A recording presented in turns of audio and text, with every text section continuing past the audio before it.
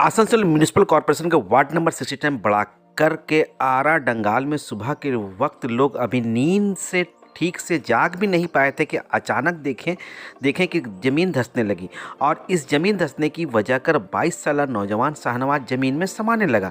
लेकिन लोगों की मदद से शाहनवाज को बाहर निकाला गया और इस धंसान की वजह कर काफ़ी लोग मुतासिर हुए। मुतल्लिका अफसरान ने लोगों की मदद की यकीन दहानी कराई।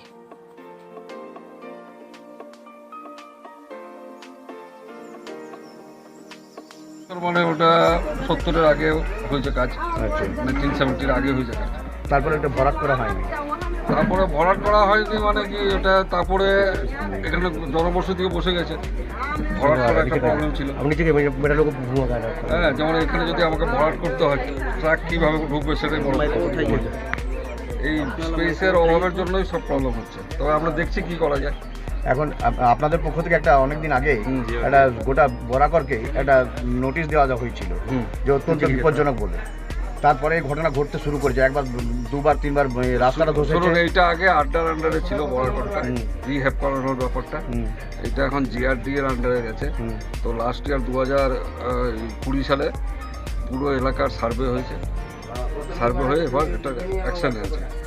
এই যে এখন ইমিডিয়েট আপনারা কি করবেন? এই যে পরিবারগুলো ইমিডিয়েট যারা এফেক্টেড, যেটা 5টা ফ্যামিলি বলছে, এদেরকে কোথাও রিহ্যাব বা স্থায়ী দেওয়ার ব্যবস্থা করা হবে।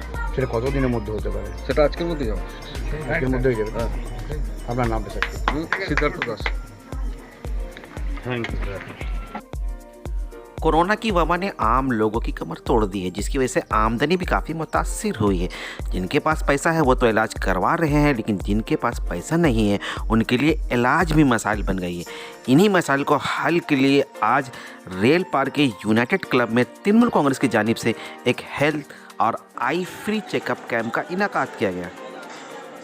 आज आसनसोल नॉर्थ ब्लॉक 2 तृणमूल कांग्रेस के बैनर तले ward number 24 Trinamool Congress committee के ज़रिए यहाँ आसनसोल यूनाइटेड क्लब कैंपस में फ्री आई चेकअप और हेल्थ चेकअप कैंप लगाया गया था। ये कैंप लायंस क्लब आसनसोल शताब्दी के मातहत यहाँ हुआ था, जिसमें आई चेकअप में 21 लोगों को डॉक्टरों ने पहचान किया है, जिनके मोतियाबिंद का ऑपरेशन आने वाले 9 फरवरी को रानीगंज आई हॉस्पिटल में किया जाएगा। रानीगंज आई हॉस्पिटल से गाड़ी आएगी, यहाँ से लोगों को ले जाएगी और फिर आई ऑपरेशन के बाद यहाँ तक छोड़ देगी। तमाम लोगों का 1 रुपया भी खर्च नहीं होगा, ये बिल्कुल फ्री होगा। साथ ही साथ हमारा जो हेल्थ चेकअप कैंप था, इसमें हमारे BMOH डॉक्टर साहब बाबू यहाँ तशरीफ़ लाए थे, हम लोग उनके भी बहुत शुक्रगुजार हैं। साथ ही डॉक्टर नूर साहब, डॉक्टर आफरीन नौशाद, डॉक्टर कमर साहब, इन लोगों के ज़रिए तकरीबन 150 लोगों का ब्लड टेस्ट किया गया, शुगर टेस्ट किया गया, ECG RLK नर्सिंग होम के ज़रिए जो राकेश केडिया जी हैं उनके ज़रिए ECG फराहम किया गया था। उन लोगों की टीम ने तकरीबन 20 लोगों का ECG भी किया है। बहुत कामयाब रहा। हमारे इस प्रोग्राम में मेहमान के तौर पर आसनसोल बोर्ड ऑफ एडमिनिस्ट्रेशन के नए चेयरमैन श्री अमरनाथ चटर्जी तशरीफ़ लाए थे। हमारे दरमियान आसनसोल नॉर्थ ब्लॉक 2 के प्रेसिडेंट उत्पल सिन्हा साहब और बहुत सारी शख्सियात यहाँ तशरीफ़ लाए थे। हम तमाम लोग उनके शुक्रगुजार हैं इस कामयाब प्रोग्राम के लिए। शुक्रिया। किसानों की हिमायत में आज तृणमूल कांग्रेस की तरफ से अग्नि कन्या भवन में एक प्रेस मीट मुनाकिद की गई और काफ़ी दिनों के बाद इस प्रेस मीट में साबिक मेयर जितेंद्र कुमारी तिवारी को भी देखा गया।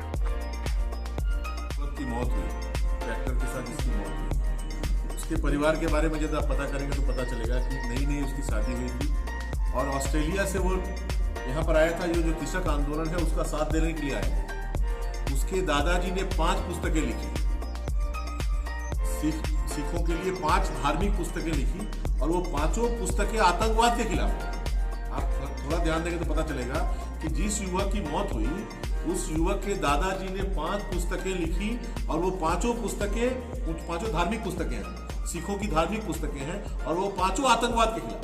तो जिसके खून में ही आतंकवाद के खिलाफ लड़ाई बसी हो, वैसे परिवार के लोगों को, वैसे समुदाय को आतंकवादी कहना या इस तरह का आक्षेप लगाना, ये दीनता को दर्शाता है। केंद्रीय सरकार के पास जो मुद्दे नहीं है, जय जवान जय किसान का नारा दिया था लाल बहादुर शास्त्री। उसके बाद हमारे माननीय प्रधानमंत्री क्या नाम है, अटल बिहारी वाजपेयी जी ने उसमें एक और नारा जोड़ दिया, जय जवान जय किसान जय विज्ञान, पोखरण प्रकरण के बाद। और उसी नारा में से आज किसान को गायब कर दिया गया। आज किसान को ही आतंकवादी करार दिया जा रहा है। क्यों? क्योंकि सरकार किसानों से डर रही है। सरकार को जो करना चाहिए था कि जिन मुद्दों पर किसानों को असहमति है उन मुद्दों का पता लगाएं, कैसे उनके अंदर जो असंतोष है उस असंतोष को समाप्त किया जाए, अपने अंदर कुछ चेंज लाया जाए। ऐसा नहीं है कि सरकार से गलती नहीं हो सकती है, लेकिन ये केंद्र में जो सरकार है इसकी विचारधारा जो है कि वो जो करेंगे, कभी उनको लगता है कि यदि गलत कर भी दिया तो फिर उसको ही सही प्रमाण करने के लिए जितना नीचे उतरना पड़े उतरेंगे जबरदस्ती। बहुत से लोग क्या कहते हैं, राजनीतिक व्यक्तियों से भी गलती होती है, तो उनको क्या करना चाहिए, उन्हें लगना चाहिए कि हाँ हमसे लोकतांत्रिक व्यवस्था है, हमसे गलती हो गई, हम गलती को सुधारते हैं। लेकिन वो ऐसा नहीं करेंगे। वो एक बार उनसे गलती हो गई, वो जानते हैं कि उनसे गलती हुई है, लेकिन उसी गलती को कैसे सही प्रमाणित किया जाए इसके लिए जिस हद तक जाना है वो जाएंगे। एक किसान मरा है, हजारों हजार किसानों का खून वो बहा सकते हैं, लेकिन वो पीछे नहीं हटने वाले। ऐसी मानसिकता के लोगों के हाथों में हमारा देश सुरक्षित नहीं है, और ऐसी मानसिकता के लोग ही जिनके हाथों में हमारा देश सुरक्षित नहीं है, वो बंगाल में आकर बंगाल को अपने कब्जे में लेने का प्रयास कर रहे हैं। और कुछ लोग पहले से तैयार हैं कि बंगाल को इस नेता के हाथ में दे दो, उस नेता के हाथ में दे दो, जैसा कि उनका व्यक्तिगत संपत्ति है किसी को दे दो। अरे भाई, बंगाल की जनता आज तक ये हिम्मत नहीं कर पाई कभी। ये बंकिम चंद्र का बंगाल है, ये काजी नजरुल का बंगाल है, ये रविंद्रनाथ का बंगाल है, ये खुदीराम बोस का बंगाल है। इसे कैसे आप किसी के हाथों में दे देंगे?